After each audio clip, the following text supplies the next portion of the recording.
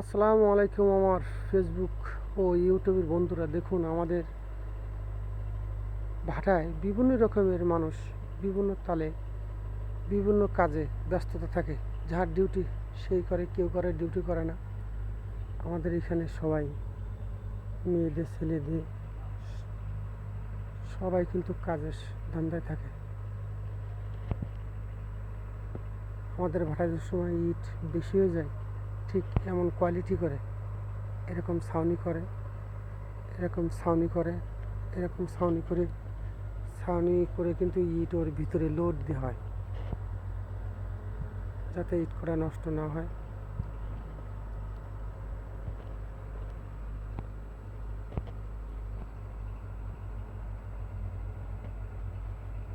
দেখুন, কাঁচা ইট সব সাজাই ওই থেকে মেলা ভিতর থেকে উঠে আসে।